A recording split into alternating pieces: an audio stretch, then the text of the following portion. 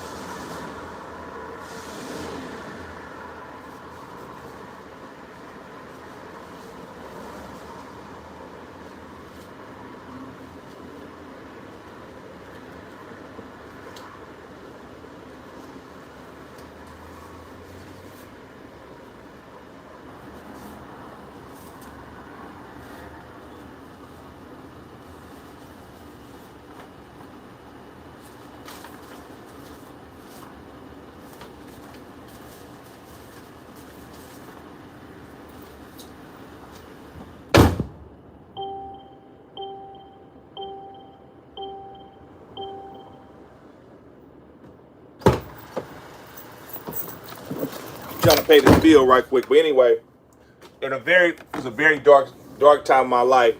2001. I was out there, man, selling crack cocaine.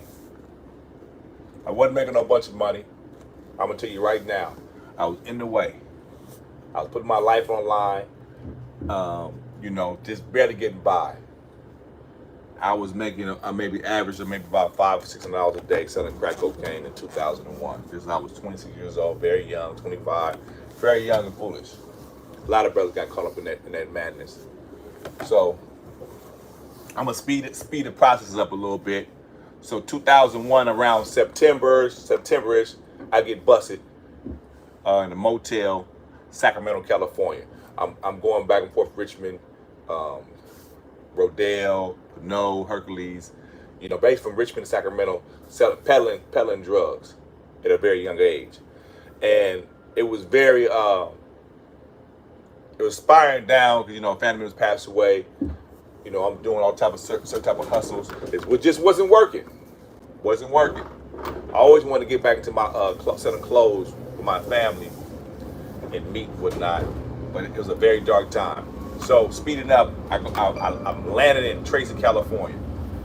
This is an old gladiator school that I can't really know the timeline, but it was an old gladiator school where they sent people from YA youth authorities. They would test your manhood. You're gonna fight. You're gonna get knocked out, or you're gonna knock somebody out. It was just it was a point that this place was old and dingy. It was nasty, disgusting. Just imagine like a 1920, it might even 1800s, old ass castle. Nasty, disgusting place, man. And there's about 5,000 men, different nationalities, coming in this prison the reception. This is because the reception for Sacramento area was Tracy at the time, 2001, going into 2002. So, but anyway, so the thing would happen. I ended up busted with a handful of crack, 3-year term. 26 years old, man. I don't want to do 3 days. It's unhumane to do any time, to do any type of prison time. I tell anybody, it's unhumane to do any prison time, period. You're treated as an animal, as cattle. All it is modern day slavery. You're a number. So when you come in, you gotta pull your genitals up, you gotta pull your cheeks apart, you gotta cough. It's just humane because of the crime you broke. So basically, you have given up your right of being basically a person that's been civilized in a community. You're giving that up. You're being treated like an animal. So speed it up. I'm young. I've been to jail 100 times. Not like I've been to jail, but I haven't been to prison yet. I've escaped prison a few times, 19, 20, 21. At the time, my family had money, and I got me a private attorney, and I got out of the situation. I escaped. County jail, go home. I'm back to the same thing. I'm back selling crack cocaine. I'm selling weed. I'm doing all type of illegal type of activities as a young man to my early 20s. So I'm in a very dark spot in my life that I want to come up, but I don't know how to come up. So what happened when I got to prison in 2001, I had a T number. If anybody know about a T number, I don't know what number they on right now. They might be on a Z. I was on a T number 20 years ago. You got your brothers, man, with your C numbers, your D numbers. I had a T number, and I believe it was T31795. That was my inmate number. That was an inmate number that's given to you. You are a slave to the state of California. Do not believe you think you tough, you're bad. You have to realize that you're in a vulnerable situation. You can lose your life any day. Any day you can lose your life. And I found out real fast. As months went past. So I immediately, man, stopped smoking weed. I bought some weed the first time. Well, I'm gonna back up. So I'm in Tracy, California. Tracy's a very filthy prison. I mean, filthy. Asking your older guys, man, it's a filthy prison. It's dirty, nasty, disgusting. Just imagine an old castle, 1920, but with just guards around it with pistols. It's a level 3 prison. It's just nasty. They finally what you call it? I heard shut it down. What they called it? That's why I believe that. I finally shut it down. They finally basically just shut it down because it was inhumane. The water tastes like shit, feces. The water pipe was probably connected. It was broken. It was just old. But then California it is unhumane. So you're drinking milk. So milk is, if you like to challenge you, the milk is built up in your system, man. It just gives you gas, and you just horrible. So it's in 2001. This is a year of the World Trade Center that had been bombed. I woke in the hotel, saw that stuff. So literally days later, the police will put the press on anybody that's on terrorist threats of this country. And I believe they put the terrorist threat and just really stopped pushing hard of busting people banned for drugs in 2001. And I was the one that got swooped up. When I got swooped up in 2001, I was peddling. I wasn't making a bunch of money. I think that the most money I had, I might have had I had about $2,500, maybe about $3,000, including for crack. I had about $2,500 in cash, and that's not, like I said. You got dope fiends got more money than that. I'm gonna be straight up. I had no job. I'm tending to be a baller, but I was in the way. Straight up, it was over. It's over. And I'll get back to it later. Anybody some crack cocaine today, man, eat the goddamn food. But I'm gonna get back to that. So I don't know if it was my cousin. He has with me. He was watching my son. My son was real young. He was probably like 8, 9 months old at the time. So we in a hotel. We selling crack. We all dope in Sacramento. We got reconnected. We selling dope in Sacramento on Stockton Boulevard, 2001. We're doing some other activity, but I'm gonna get on that another time. So, selling dope in Sacramento, and I guess they did a sting. This hotel, I wasn't selling dope in it with this hotel. I wasn't selling dope. What's up, man?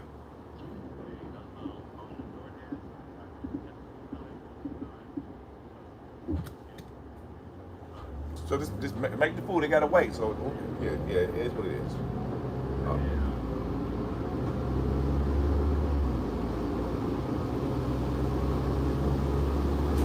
Bro, that's too bad, bro. I can't get it today, man. Too bad. Yeah. So anyway, the sad thing about it, I get busted at Motel 6 on Mac Boulevard. Mac, Mac,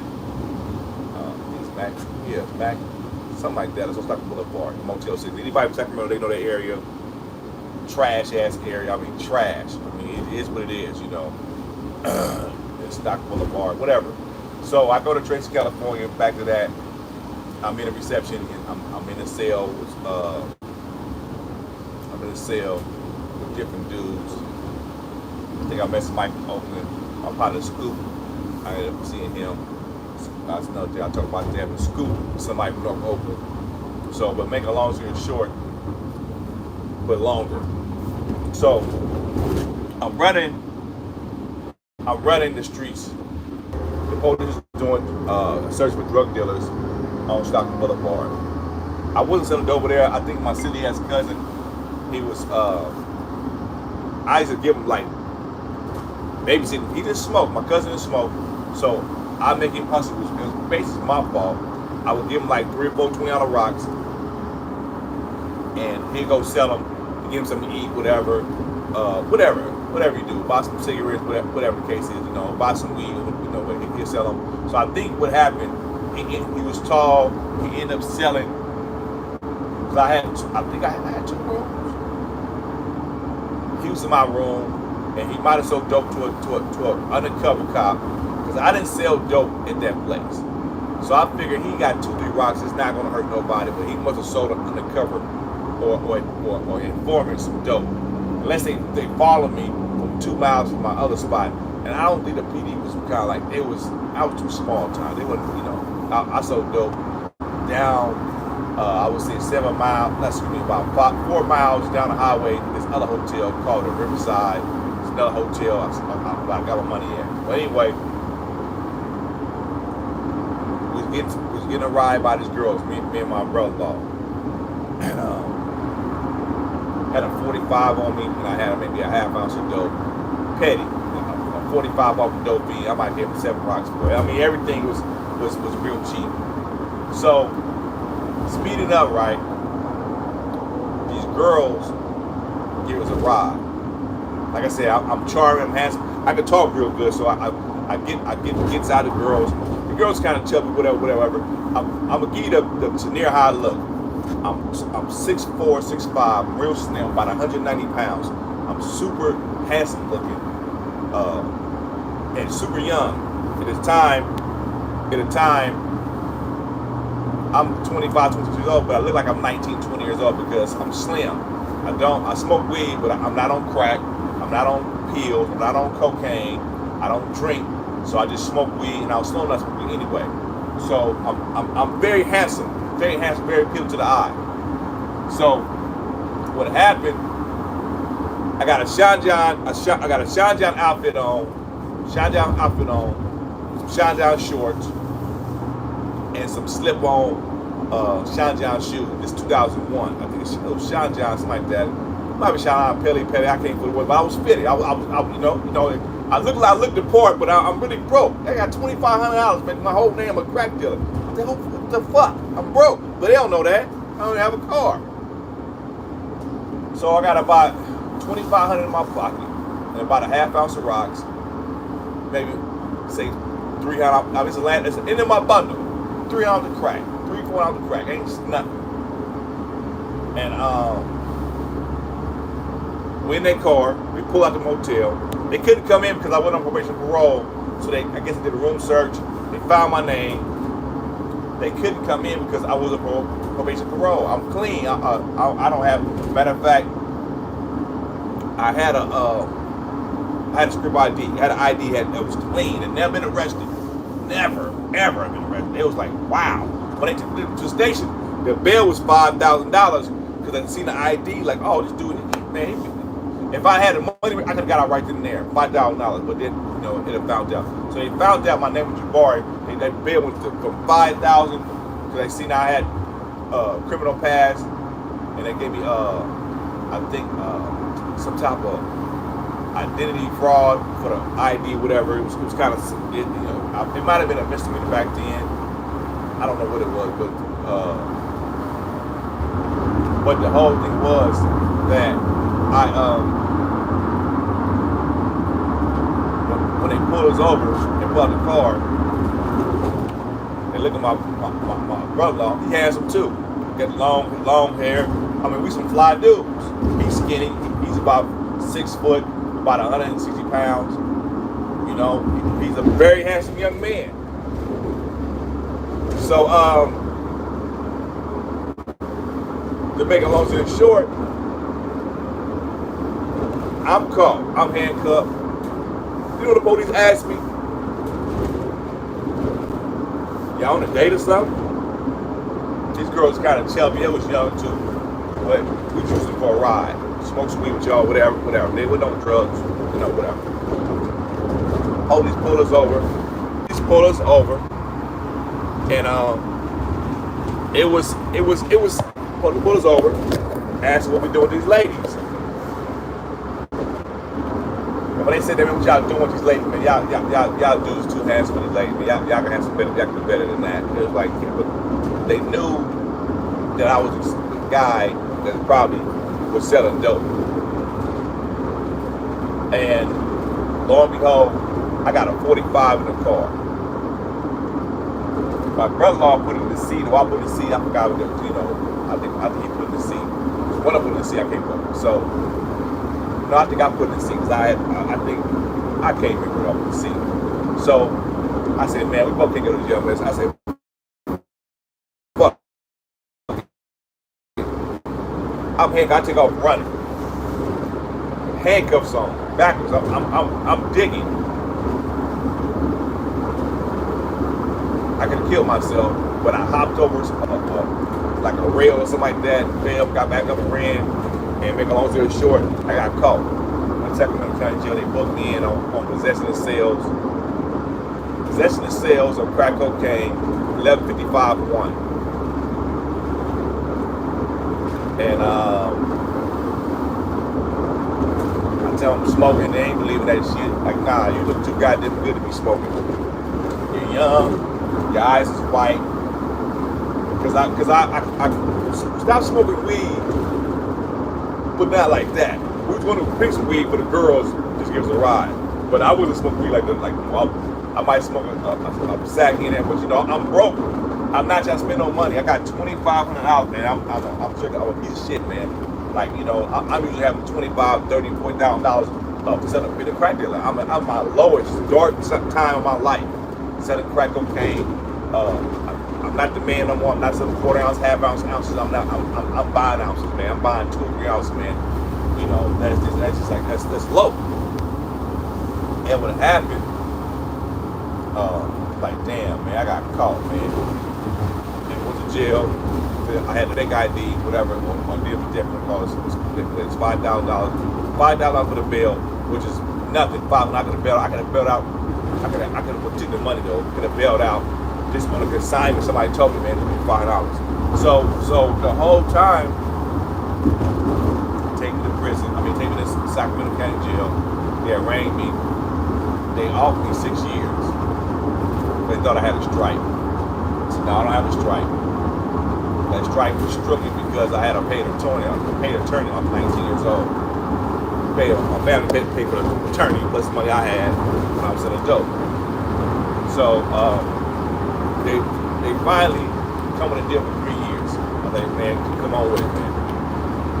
Go to Tracy, do 3 years, and Tracy, I go to Wasco. Wasco's a prison down in Central California, next to Bakersfield. It's a little small ass town. It's another town called Delano.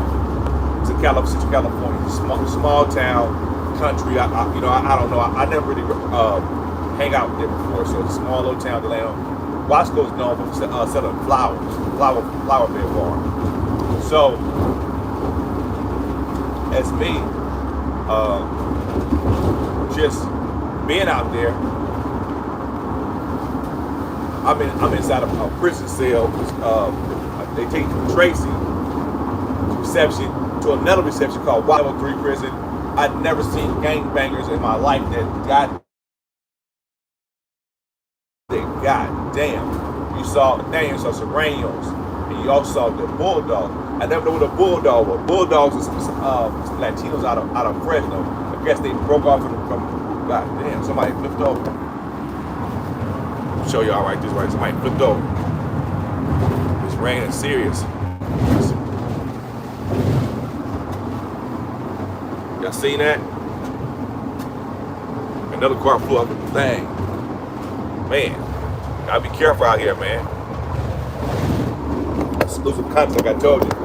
But like I said, the sad thing about it, right, that when I'm in Wasco State Prison, a dude that was a non-affiliated OG said, man, who you with, youngster? So I'm going to know by myself. He said, let me tell you right now, you got to get with somebody immediately. I'm like, what are you talking about, man? So in prison, you have to link up with somebody. I don't give a damn if it's the Christian car, the Muslim car, the blood car, the Crip car, the 415 car, the BGF car. These are sections of prison politics you have to fall up under, because you can't win by yourself. I don't care how bad you is, how much, and I can throw them. Don't get me wrong. I'm gonna get to the point. I can handle my own, but you gotta have somebody to have your back. So of course, if you're not affiliated, you're gonna go with the non-affiliated car, and mostly all blacks fall up on the same car. I'll give you Crip, blood, whatever. Mostly in level 3, level 2 prisons, you're gonna fall up under the same situation. So I'm like, damn, I gotta do 3 years. 3 years term is equivalent back then. I only do now. Back then, you have to do equivalent about 2 years, between 21 months to 2 years. How much, how fast you get your job and all that. You know, on average, about 2 years. So in my doing my term, I meet a brother on the yard. I can't remember, man. Maybe about 2 months later, after my sitting there, you know, kind of like trying to figure out what I'm gonna do. But I immediately quit smoking weed. I bought one thing of some marijuana. I mean, it was so small, man. And she's ashamed. That's like, god damn, she was so small for $10. It was a shame. It's called a pinner. And I'm already broke. I remember the dark day of my life. My 2,500 is gone. I'm not selling dope. Mom's well. Oh man. What's going on? This road is sliding for real.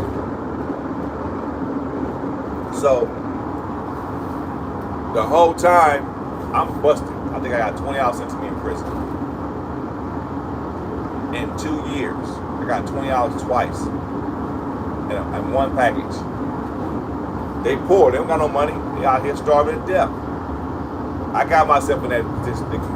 So what I did, I started working in the kitchen. Started getting my hustle on, and slanging seasons.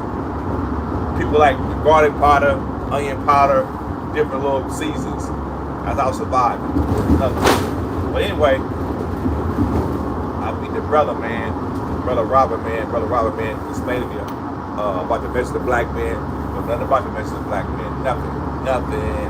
Knew about Islam, of course. Islam was in my household, but the Islam part, I didn't know about that message of black men. Message of black men was a book that I got out after I got out. And I still got it. It's a book that will teach you basic knowledge. Let me share some basic knowledge.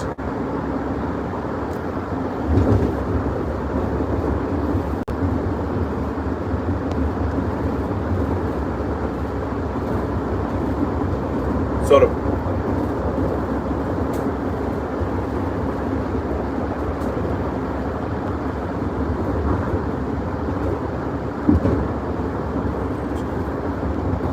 basic knowledge.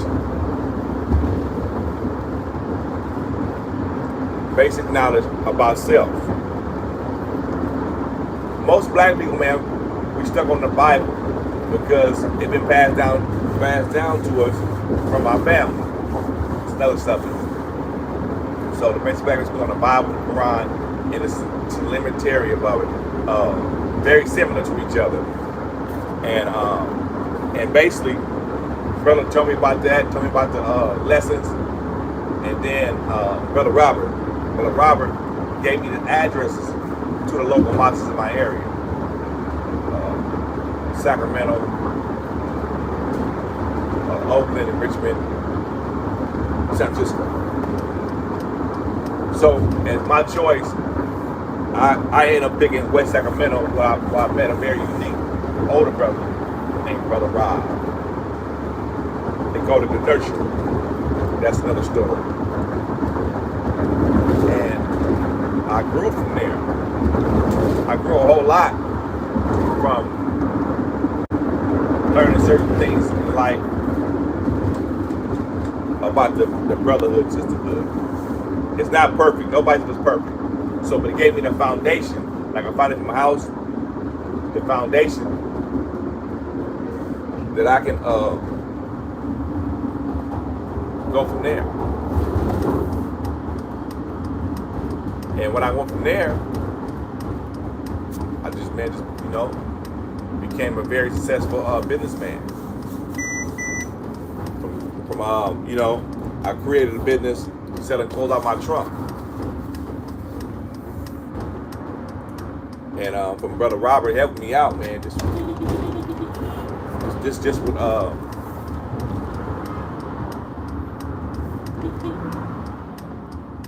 learning how to do for self.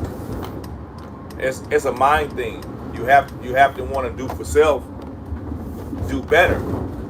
I don't want to ever go back to selling drugs again. I know it's a survival tactic you have to do to pay your rent, but tell the truth, man, you don't make no money anyway.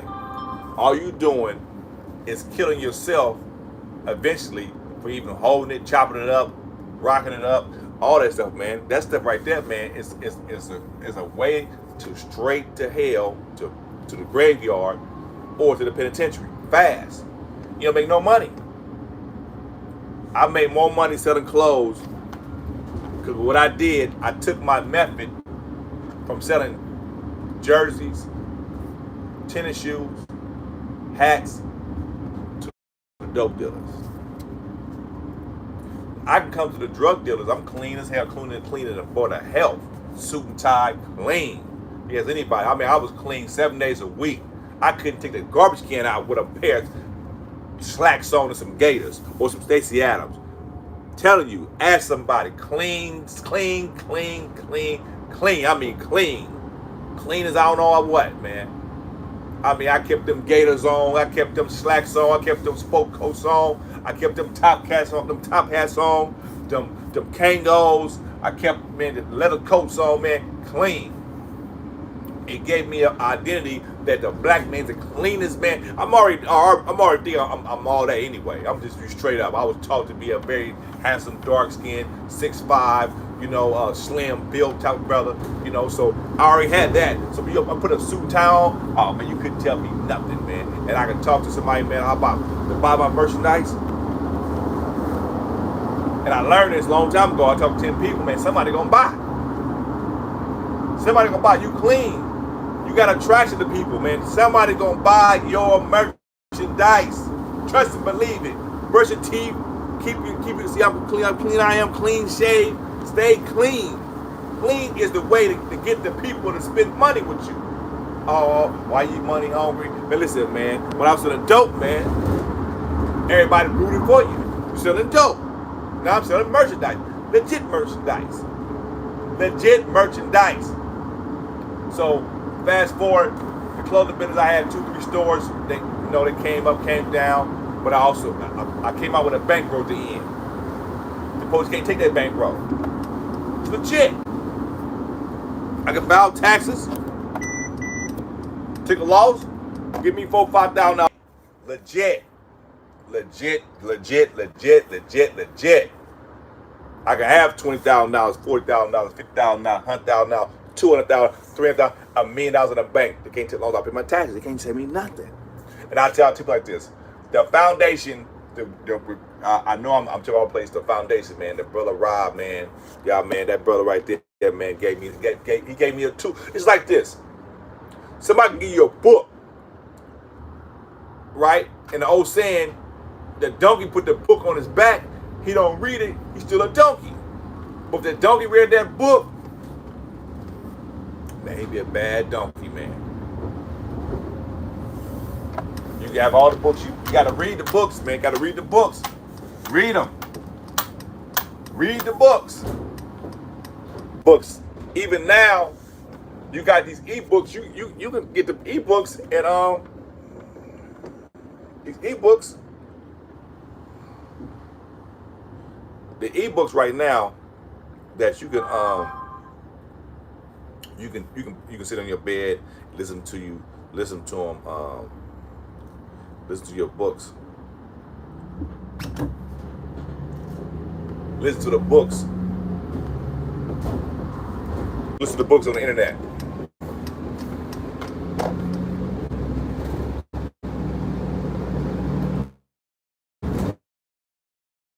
Knowledge is power. Read them books, or that. All them books, them influence books. Read them books, man. Choose your books. There's so many books out there. The Art of War. There's so many books out there.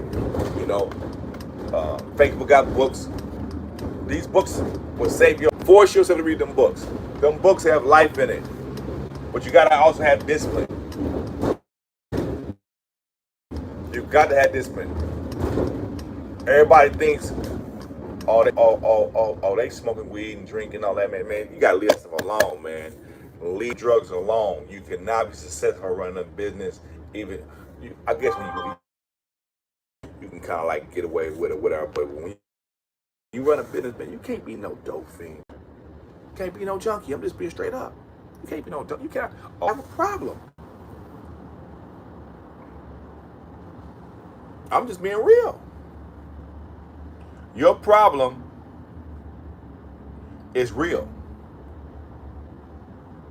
Your problem is real. Being a junkie, you can't be up all night long on that shit thinking you're going to get yourself out of that trouble. And then the people you're around, they dope fiends, all they want to do is take advantage of you. That's all they want to do. So it's best, don't even be a dope fiend. If you can't if you can't figure out how to get some help, man, get some help. That dope fiend stuff, man, that stuff ain't no joke, man. It's no joke. Now, man, some drugs ain't no joke. They destroy families within. And it's something about our people, man. When we get on dope, man, we don't care. We'll lie. We can connive. We'll tell a story. Gotta let that dope alone, man. Get some help. Dope fiends, man, destroy businesses and families, man, within. We're already a very spiteful people, very jealous people, because we're behind that we're jealous people, very jealous. So I'm gonna cut this right now. I gotta go pay these people this money for these license. Gotta pay these license right now. That's $900. I gotta pay them, man. So I'm gonna get to y'all soon. Like I said, don't go to penitentiary. You ain't no big guy. When you go to penitentiary, you're a loser. Trust me, I was a loser. They call it a one-time loser, two-time loser, three-time loser. I lost once. I'm not losing no more. Peace.